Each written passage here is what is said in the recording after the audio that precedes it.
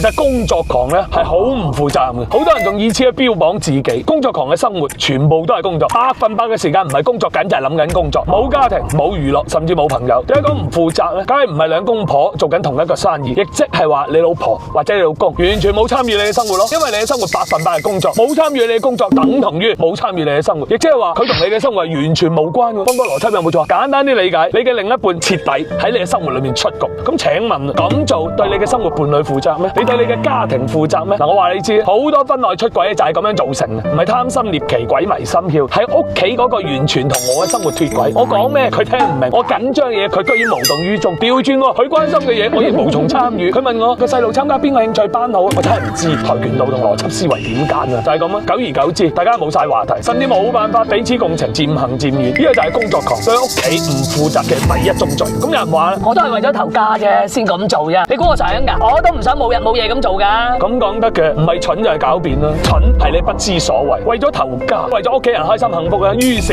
你就唔要屋企人啦，自己去搏命揾錢啊。屋企冇咗，你就得翻個常住旅客，晚黑翻嚟瞓一早啊唔見人啦。你老婆冇咗個老公，屋企有咩事你唔知，佢又冇人講。今日唔開心，想揾人開導下，你喺邊？就算喺身邊都心不在焉，甚至連個細路頭暈身㷫啊，都好似喪夫咁啊，要自己一個人獨立照顧啊。個細路冇咗爸爸，媽媽係永遠唔可以替代爸爸噶。冇咗個 superhero 喺身邊，自細就冇安全感。小區花園玩俾人恰，爸爸唔喺身邊。想公開課，人人爸爸都到場，我就冇。你覺得佢將來大個咗會感恩你當初為咗頭家，從來唔顧頭家？所以你矛盾唔矛盾？大聲話為咗頭家，但每日就犧牲緊頭家，你做咩啊豬？嗱，講真，我從來唔相信一個人咧忙到有一啲時間都唔可以留俾屋企人。所謂工作狂，好多時候係逃避生活，大部分原因係婚姻不幸，又無力改變，或者講冇勇氣去改變，於是選擇逃避，用工作去麻醉自己，以工作狂示人。可憐之人係必有可恨之處。講到底，你咁做仲係不負責任。有冇諗過咁樣耗落去對得住對方咩？你哋之間嘅問題係咪放下自己會消失？你嘅另一半俾你拖喺一個婚姻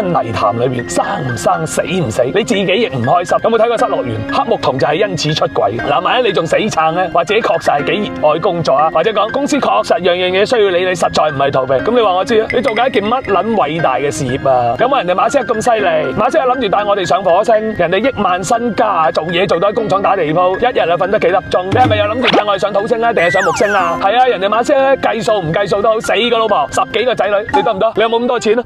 有冇人哋咁本事啊？冇咁大個頭就咪戴咁大頂帽，忙，講到地球冇咗你唔識轉咁，你做緊咩嘢咁緊要啊？緊要得過馬斯克？錢揾得多過馬斯克？啊，唔好意思啊 bro， 真係波哥唔係話唔理解你揾食幾艱難啊，而係既然唔係揾到咁多，仲要搞到自己一日忙到黑，冇家庭、冇生活、冇娛樂，甚至冇埋健康，咁你就檢討啊，你做呢件事嘅合理性，你應唔應該做？咁做啱唔啱？你係咪 doing the right thing， 或者講係咪 doing the thing right？ 唔好淨係識得低頭猛衝，抬頭睇下路，檢討下咁樣行落去有冇數為？最撚煩係聽到嗰句咩做難而正確嘅事，你有咩件事難到咁啊？就證明你做得唔正確啦，或者講你唔係做緊一件正確嘅事啦。所以 bro 唔係雷軍唔係馬斯克就唔好標榜自己工作狂，工作同人生一樣嘅，唔係計時長，係計效率嘅。檢討下自己努力嘅方向，聰明啲、高效啲嘅工作，你完全可以平衡工作同生活嘅。人類未係咁迫切需要你去打救，你身邊人更需要你。阿爸阿媽一日老過一日，你個細路一日大過一日，有啲嘢錯過咗就係錯過，你會後悔一世。